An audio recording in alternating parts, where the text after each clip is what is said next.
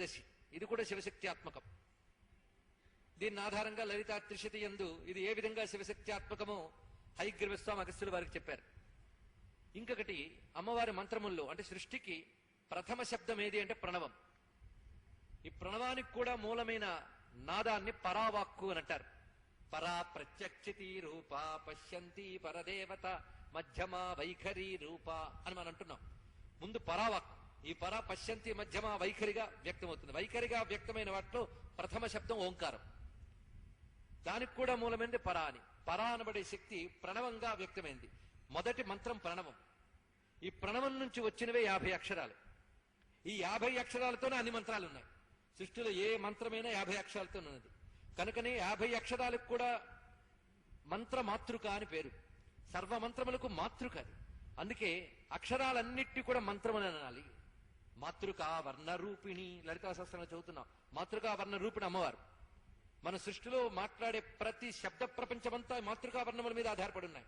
నామరూపాత్మకమైన జగత్తుకు మూలం ఈ మాతృక. అందుకే ఏం చెప్తారంటే ఈ సర్వ జగత్తు మాతృకలో లీనమవుతుంది, మాతృక ప్రణవంలో లీనమవుతుంది అని. అలాగే ప్రణవం నుంచి మాతృక, మాతృక నుంచి సర్వ జగత్తు వచ్చినది అని. అక్కడి నుంచి ఇలా వచ్చింది, ఇటు నుంచి అట్లా లయమవుతుంది. అందుకే మాతృక అనేటువంటి చాలా ప్రధానం. ఈ మాతృక అంటే అక్షరమాల, మరేమిటో కాదు. అకారం నుంచి హకారం వరకు ఉన్న అక్షరాలు. ఇది ఇవాళ చెప్పినప్పుడు కొంచెం అర్థమైనట్టు అమకపోయినా తర్వాత ఇంకా అర్థమవుతుంది. ఈ అకారం నుంచి హకారం వరకు ఉన్నటువంటి అక్షరమాలయే మంత్రమాల అనేది. అదే మాతృకా వర్ణ రూపిణి అని చెప్పబడుతున్నది. ఎందుకు దీనికి మాతృక అన్నారంటే మంత్రాణం మాతృకాదేవి అన్నారు. మంత్రాణం మాతృక. ముఖ్యంగా శ్రీ విద్య ఉపాసనలో ఈ మాతృక ఉపాసన చాలా ప్రధానంగా చెప్పబడుతున్నది. అసలు ఏ సాధన చేసినా మాతృక సాధన ఉంటుందండి. ఆఖరికి మహాన్యాసంలో కూడా మాతృకాన్యాసం ఉంది. శ్రీ విద్యలో ప్రధానం.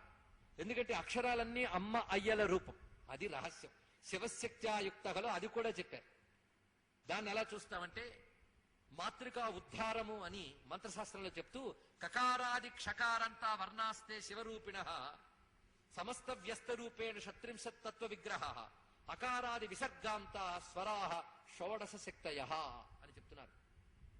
కకారం నుంచి హకారం వరకు, క్షా కూడా కలుపుకోవచ్చు. కా నుంచి క్షా వరకు అక్షరాలు అంటే ఆ నుంచి క్షా వరకు ఉన్నవి అక్షరాలు అని కూడా అనడం జరుగుతుంది.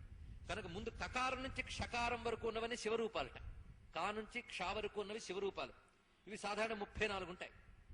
దాని తర్వాత అకారాది విసర్గాంతాహ, అకారం నుంచి విసర్గల వరకు. విసర్గం అంటే అహ. ఇది ఒక చాలా అద్భుతమైన విషయం అండి.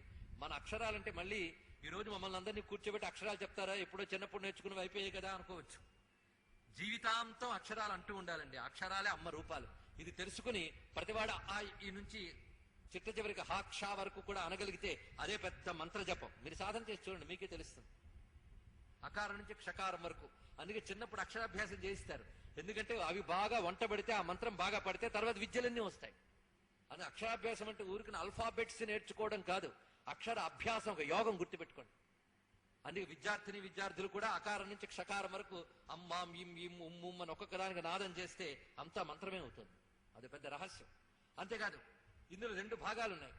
అకారం నుంచి అహా వరకు ఒక భాగం, కకారం నుంచి క్షా వరకు ఒక భాగం. ఈ మొదటి భాగాన్ని స్వరములు అని అంటారు. ఇవి షోడశ శక్తయ, 16 శక్తులు ఇవి.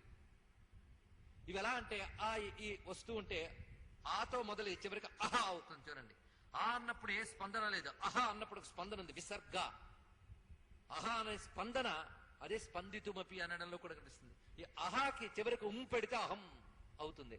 అహం అయ్యేది మంత్రం, పెద్ద మంత్రం అండి. కనుక స్వరములు ఒక పెద్ద మంత్ర రాశి. ఈ స్వరములకు శక్తులుట కకారం నుంచి క్షకారం వరకున్నవి శివరూపాలుట. కకారం నుంచి క్షకారం అనుకున్న శివరూపములు, అకారం నుంచి అహా వరకు ఉన్నటువంటి శక్తి రూపములు.